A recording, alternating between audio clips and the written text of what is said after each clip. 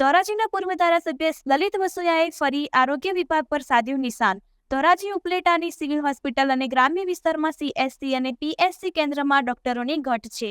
ધોરાજી ઉપલેટા શહેર અને ગ્રામ્ય વિસ્તારમાં વાયરલ રોગના અને ડેન્ગ્યુ, મેલેરિયા, ચિકનગુનિયાના દર્દીઓ વધ્યા છે। એક તરફ હોસ્પિટલ દર્દીઓથી ઉભરાઈ રહી છે, ત્યારે બીજી તરફ ધોરાજી ઉપલેટાની સિવિલ હોસ્પિટલ અને આરોગ્ય કેન્દ્રમાં પૂરતી દવાઓ નથી।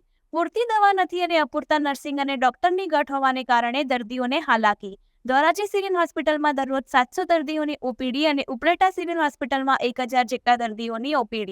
રિપોર્ટર ફિરોઝ જુનેજા, ધોરાજી। અતિવૃષ્ટિ બાદ ધોરાજી અને ઉપલેટા વિસ્તારની અંદર રોગચાળાએ માજા મૂકી છે। મેલેરિયા, ડેન્ગ્યુ જેવા રોગો ગામડાની અંદર, શહેરની અંદર મોટા પ્રમાણની અંદર લોકોને થયા છે। સરકારી હોસ્પિટલ હોય, પ્રાથમિક આરોગ્ય કેન્દ્ર હોય, CSC PSC સેન્ટરોની અંદર ધોરાજી અને ઉપલેટાની અંદર ડોક્ટરો નથી। પર ડે 700 થી 800 OPD ધોરાજીની અંદર થાય, 1000 OPD ઉપલેટાની અંદર થાય। ગરીબ દર્દીઓ સરકારી હોસ્પિટલની અંદર, પ્રાથમિક આરોગ્ય કેન્દ્રની અંદર દવા લેવા જાય।